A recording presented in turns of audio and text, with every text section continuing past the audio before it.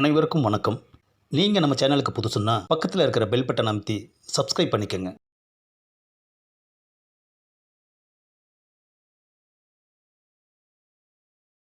எல்லாரும் அடிக்கையில் தான் சைனீஸ் சாப்பிடுவாங்க. இவன் அடித்து முடிச்சிட்டு சைனீஸ் கேட்குறான் ஐயா.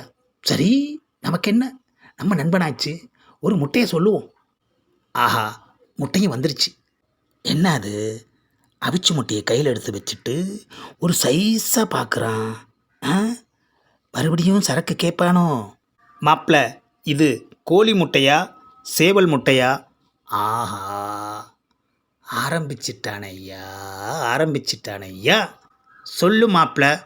டேய் சிவா, சேவல் எப்படா முட்டை போடும்? கூமுட்டத்தனமா கேள்வி கேட்குற. மாப்பிள்ள, சேவல் எதிலிருந்து வருது?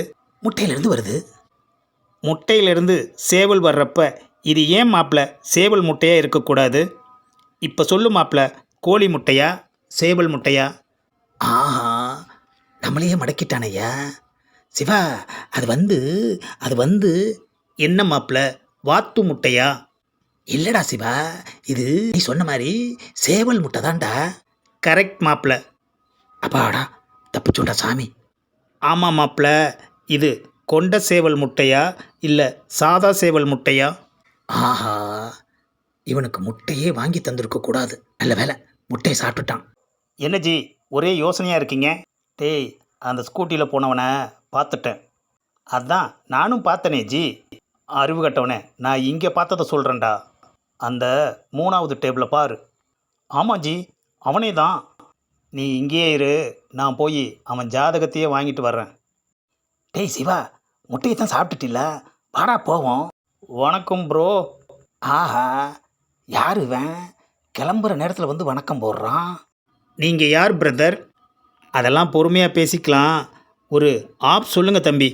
ஆஹா, முடிகிற நேரத்தில் வந்து சிக்கிட்டான் ஐயா.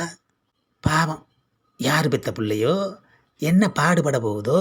ஏற்கனவே ப்ரோ ஓவர் சார். பரவாயில்ல ப்ரோ, டபுள் ஓவர் ஆகட்டும். ஆஹா, சொன்னால் கேட்க மாட்டேங்கிறான் ஐயா. விதி யாரை விட்டுச்சு.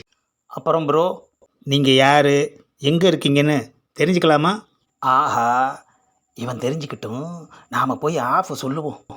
என்னை பற்றி நீங்கள் ஏன் தெரிஞ்சுக்கணுன்னு ஆசைப்பட்றீங்க? என்ன தம்பி, சும்மா தெரிஞ்சுக்கலாமேன்னு தான் கேட்டேன். நாளைக்கு முன்னே ஒயின் ஷாப்பில் மீட் பண்ணால் வசதியாக இருக்கும்ல. சரி, சொல்கிறேன். A few moments later. ஆஹா, சரக்கு வந்துருச்சு, உட்காருவோம். ஆஃப் வந்துருச்சு, எடுத்து உடச்சி கிளாஸில் ஊற்றி ப்ரோக்கிட்ட கொடுப்போம். இந்தாங்க ப்ரோ. ஆஹா, ஓவராக போயிட்டான்னு நானே பயந்துக்கிட்டு இருந்தா இப்போ வாங்கி வேற குடிக்கிறான் ஐயா. என்ன ஆக போகுதோ?